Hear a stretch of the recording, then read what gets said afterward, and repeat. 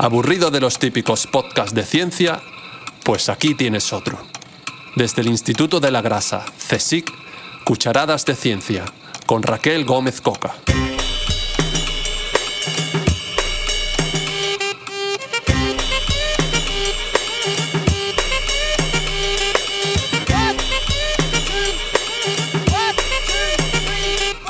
Bienvenidos a Cucharadas de Ciencia, conversaciones desde el Instituto de la Grasa, el podcast donde cada 2 semanas exploramos el fascinante mundo de la investigación en el sector de la alimentación y descubrimos los secretos detrás de los avances más recientes.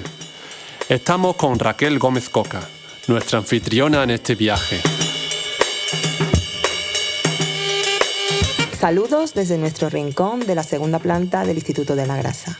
Este es un podcast protagonizado por todas aquellas personas que han tenido la generosidad de participar como ponentes en los seminarios quincenales que se imparten en nuestro centro y dedicado a todas aquellas personas, compañeros y compañeras, madres y padres, oyentes en general, que tienen la valentía de escuchar.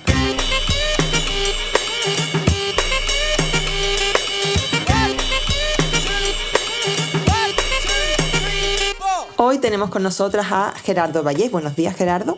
Hola, buenos días. Experto en aprovechamiento de subproductos de la industria alimentaria y que ha impartido recientemente un seminario con el título Recuperación sostenible de compuestos bioactivos de residuos de calabaza mediante extracción verde. Estamos muy emocionadas por sumergirnos en los detalles de este fascinante tema, pero antes de nada nos gustaría conocer a la persona dentro de la bata. Érase una vez una persona dentro de una bata.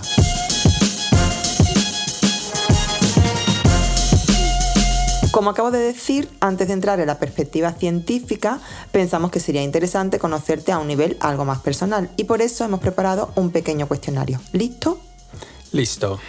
Bueno, pues dinos de dónde eres, cuál es tu comida preferida y de qué color es tu pijama. Vale. Bueno, soy originario de México. Particularmente en la zona norte, el estado se llama Durango, México. El instituto de donde provengo se llama Tecnológico de Durango, es una universidad y pues bueno, estoy en la unidad de posgrado. Mi comida favorita, pues bueno, si hablamos en términos mexicanos, los tacos, unos buenos tacos siempre van a ser defendidos por un mexicano y el color de mi pijama pues puede ser un azul. Entonces, te iba a preguntar dónde has estudiado. ¿Has estudiado allí? Sí, tengo toda mi carrera profesional en lo que es esta institución. Tengo una licenciatura como ingeniero bioquímico, egresado del Tecnológico de Durango. Luego tengo lo que es un máster en Ciencias y Tecnología de Alimentos Funcionales, también en esta misma institución, nada más que en la unidad de posgrado.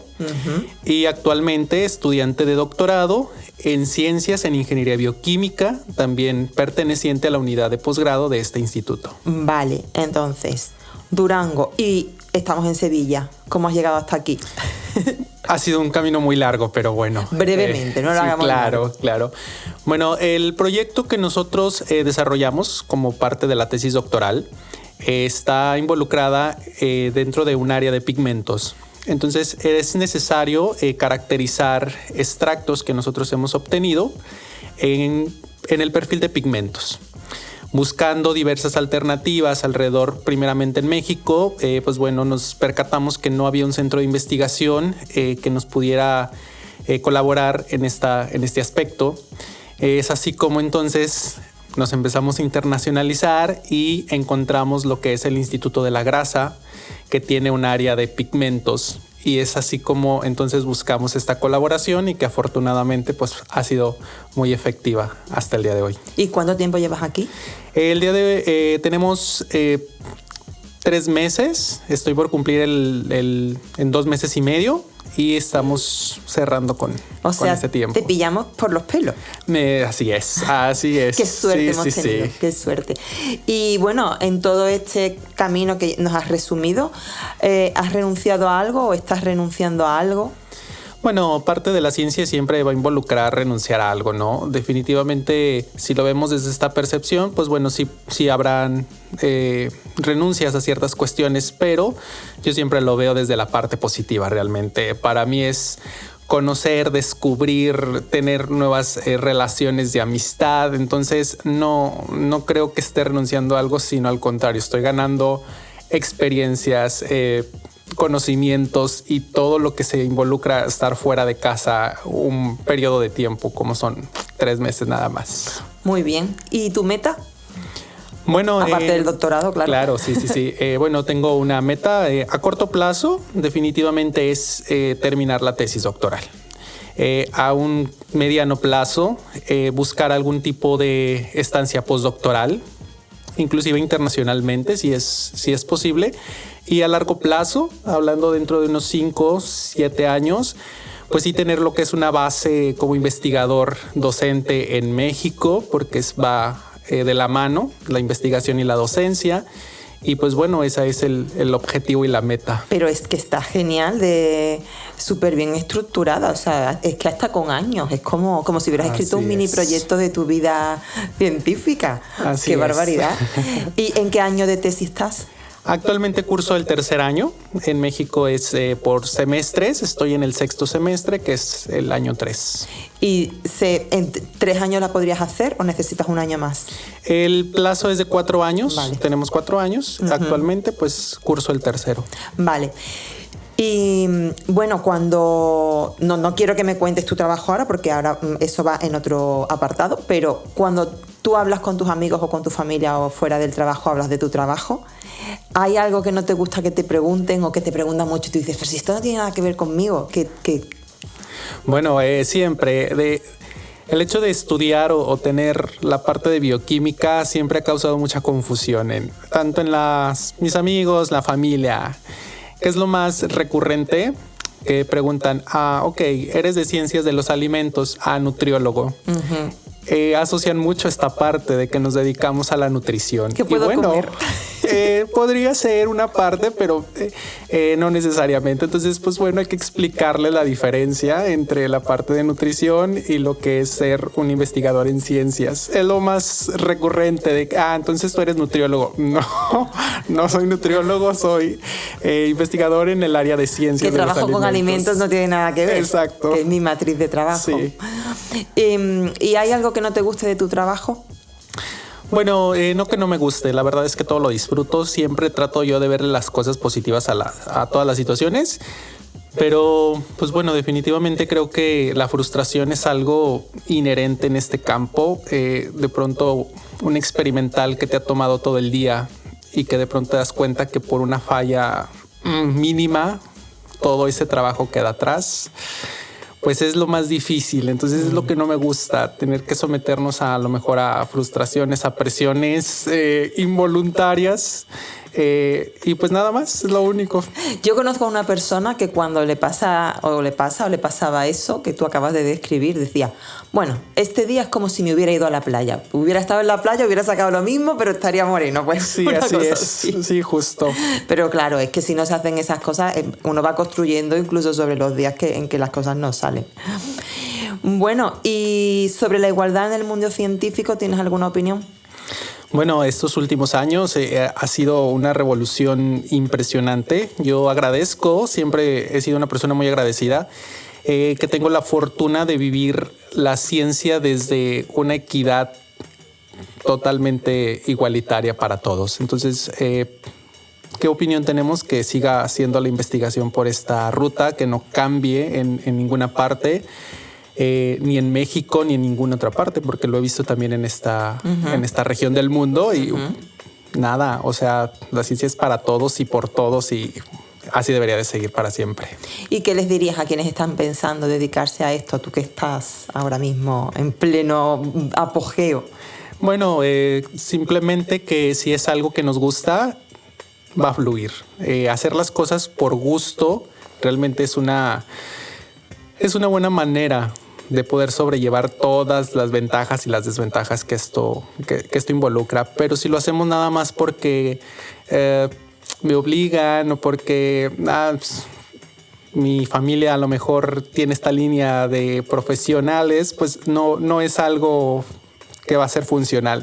Si nos gusta, funciona. Si no nos gusta, creo que deberíamos de buscar alguna otra alternativa. ¿Qué les puedo decir a grandes rasgos? Que es algo muy bonito. Es algo increíble. A mí me ha dado mucha experiencia, no solamente desde la parte científica, desde la parte de conocimientos, sino de experiencias, de entender por qué funcionan las cosas, por qué no funcionan, cómo es que se lo podemos explicar a alguien más, conocer mucha gente alrededor del mundo y no precisamente de ir, sino en un congreso. Me ha tocado convivir con mucha gente y eso ha sido una de las experiencias pues más grandes. Uh-huh. Muy bien, totalmente de acuerdo. Sí. Qué persona más positiva. Bueno, pues después de conocer un poco mejor a nuestro invitado, más allá del laboratorio, es momento de sumergirnos en el tema central de este episodio, porque si algo nos gusta en Cucharadas de Ciencia es combinar lo personal con lo profesional y entender cómo la ciencia también se construye a base de historias individuales. El tema de hoy.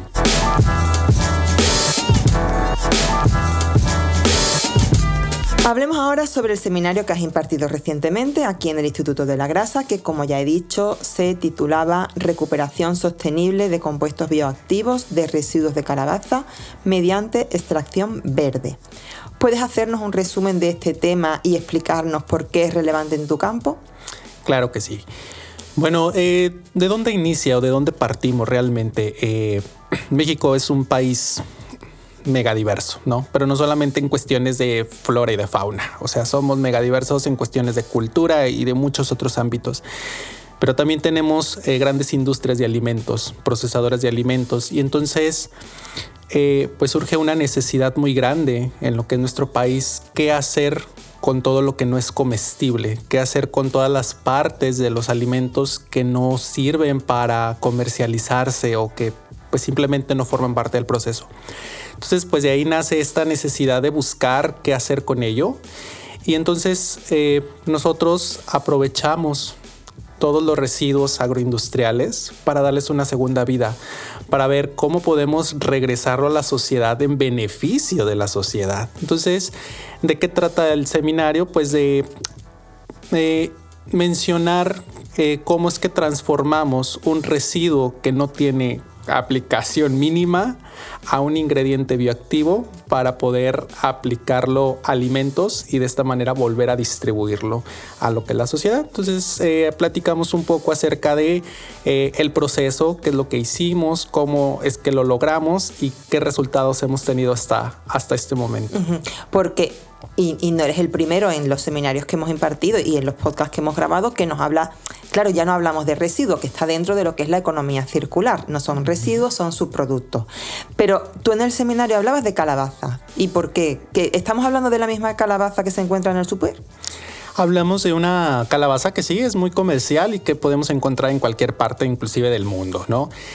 ¿Por qué calabaza? Bueno, al igual que en muchas regiones de nuestro querido planeta, la calabaza generalmente se consume como parte de nuestra dieta, ¿no? Ya sea en confitería, ya sea en algún tipo de dulce, en algún pan, en alguna sopa, que es lo más común. Y eso también ocurre en nuestra región de la parte del mundo. Pero bueno, hay una industria que se dedica exclusivamente a poder extraer lo que es la semilla, la pepita de la calabaza. Uh-huh. A esta industria no le interesa el resto de la hortaliza.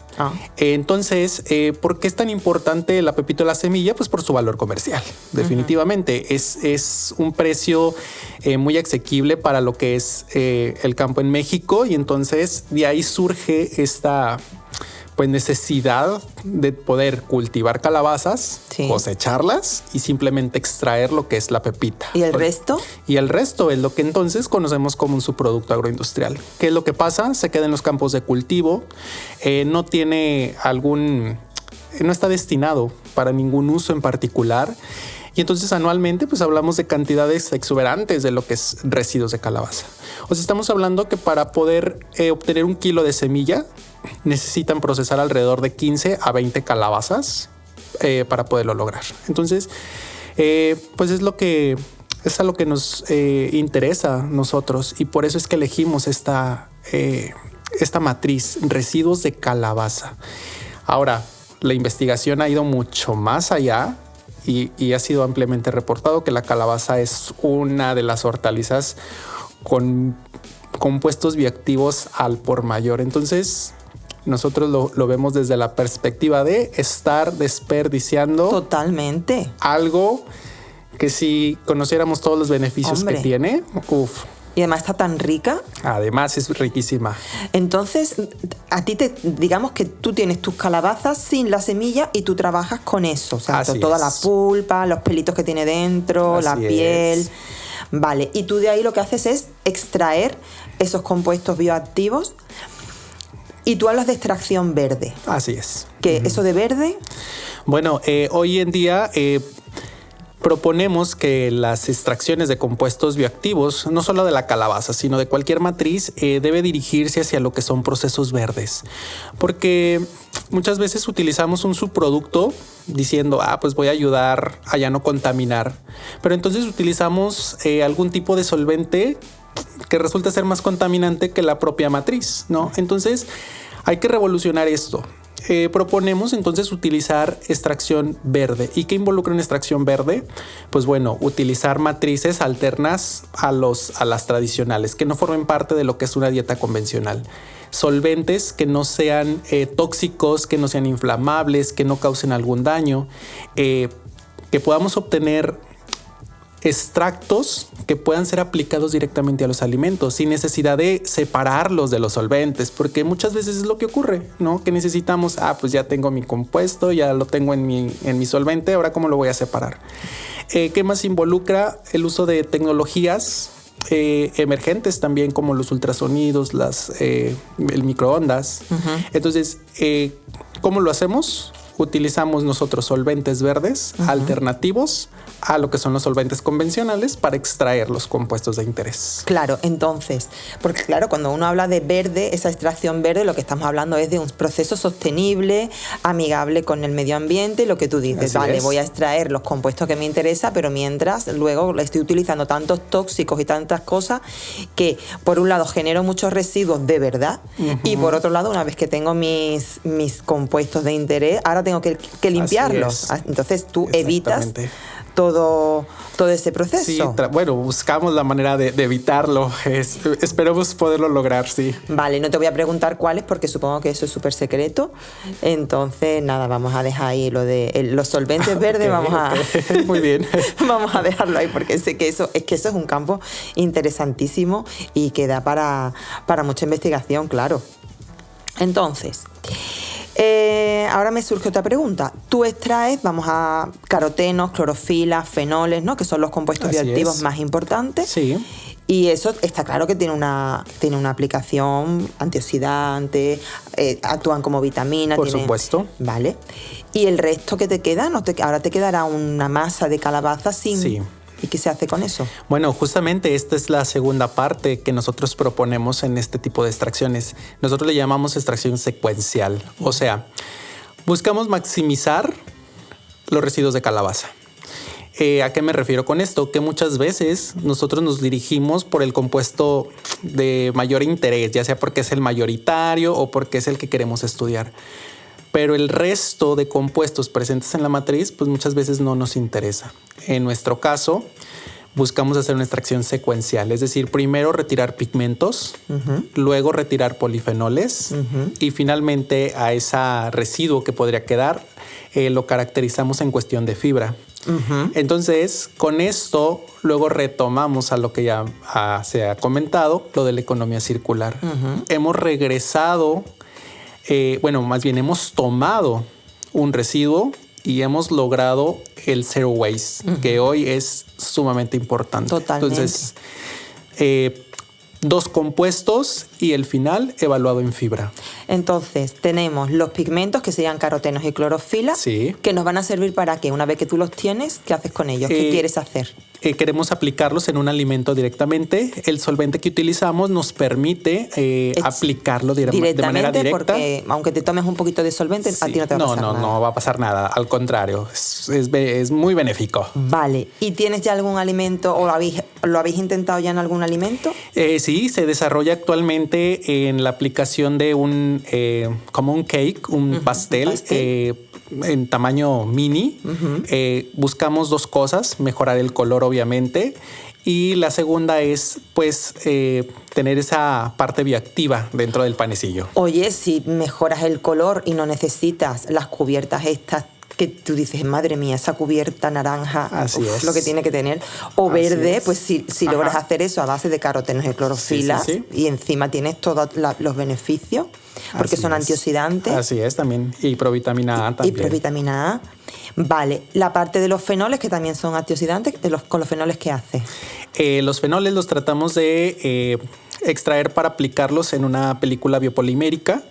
Esta película está asociada a poder conservar lo que son algún tipo de alimentos y se unen con lo que son otros proyectos que se desarrollan como parte del grupo de investigación. Uh-huh. Entonces tratamos de unir todas las líneas en una sola parte y es justamente crear pues películas cargadas con antioxidantes, como lo son los compuestos bioactivos, para llevarlo a una aplicación directa también en un alimento. En un alimento. Yo no puedo crear una película y ponerme en la cara para decir voy a... Vale, bueno, podría ser una alternativa. Vale, y la parte de la fibra, ¿habéis intentado hacer algún alimento, enriquecer algo? Porque la fibra es importante. Sí, por supuesto. En esta parte todavía no hemos concentrado la aplicación, ya que es la última parte del proyecto y está pues pensada para el último año del doctorado. Una vez regresando de Sevilla, entonces nos concentraremos en esta parte, pero no hemos buscado la aplicación específica todavía. Pues te digo que a nosotros nos han contado, Rocío, hay un podcast que es uno de nuestros podcasts que se llama El guisante y su cascarita. Rocío utiliza la fibra de la cáscara del guisante, del áltramo y todo, para enriquecer cosas. Escúchalo. Vale. Porque yo creo que vosotros dos podéis hacer... Son cosas interesantes. Es lo importante de la divulgación. Sí, ella está en la Universidad de Granada, acaba de empezar con un contrato Ramón y Cajal y además me estabas recordando a ella porque es de estas personas que brillan porque sonríen mucho. Vale, pasa que igual que te pasa a ti, o sea, yo creo que podrías colaborar perfectamente. Por supuesto. Vale, y sabes tú ya, para no emplear más tiempo, porque tenemos un tiempo determinado, ¿esto es rentable a nivel, lo habéis calculado? A ver si va a resultar que ahora el pastelito va a parecer... Sí, claro. Eso es sumamente importante, ¿no? Bueno, cabe destacar que nosotros nos estamos dirigiendo más hacia poder comprobar que nuestro proceso realmente es verde. Entonces... existen algunos tipos de software que son muy especializados donde te involucra poner qué tipo de solvente, matrices, los procesos que has obtenido, cómo lo vas a aplicar y esto te da la rentabilidad pero en cuestión verde. O sea, te dice qué áreas son las que hay que mejorar. Uh-huh. Entonces el proyecto pues está dirigido hacia esta parte. Uh-huh. Obviamente ya después pues hay que aplicar costos, beneficios, uh-huh, escalabilidad, que es sumamente importante, pero uno de los objetivos es poder demostrar que se puede hacer bajo una línea verde, o claro, sea, total. Hay varias formas de calcular lo verde, que es tu proceso. Ajá, entonces ese es el objetivo que perseguimos. Ya posteriormente, claro, pues sí, evaluar todo lo demás para dar el plus. En el que además de decir, hoy es verde, estamos utilizando algo que la industria tira y mira, además es rentable. Bueno, sería magnífico poder lograrlo. Muy bien. Pues hasta aquí este viaje. Gracias por compartir con nosotras tu trabajo, tu entusiasmo, tu tiempo. Antes de continuar, es importante que la audiencia sepa que los seminarios del Instituto de la Grasa responden a la idea de compartir resultados de investigaciones, descubrimientos e innovaciones metodológicas por parte del personal científico, tanto de nuestro propio centro como visitante. Para atender como oyente a estos seminarios, las puertas están siempre abiertas, de par en par, a todas las personas que quieran visitarnos. Si necesitan más información, solamente hay que buscar en Google Unidad de Cultura Científica, Instituto de la Grasa, y pinchar en la pestaña Seminarios. A contratiempo.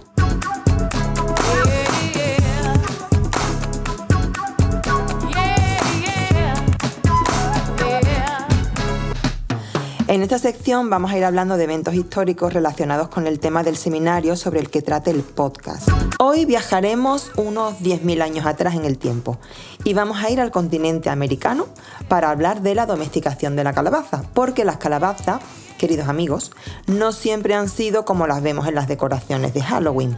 Antes eran pequeñas, amargas y prácticamente incomestibles. Ya veréis lo que nos cuenta Javier.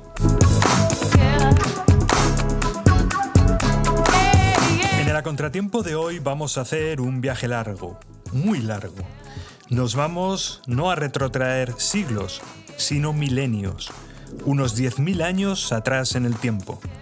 Cruzamos el vasto océano y aterrizamos en el continente americano, mucho antes de que existieran imperios, ciudades e incluso la escritura.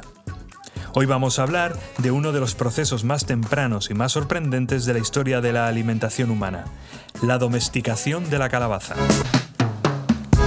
Las calabazas no siempre han sido esas frutas enormes, dulces y naranjas que muchos vacían para decorar las casas en Halloween con caras tétricas. De hecho, durante miles de años fueron todo lo contrario. Pequeños frutos, durísimos, amargos y prácticamente incomestibles.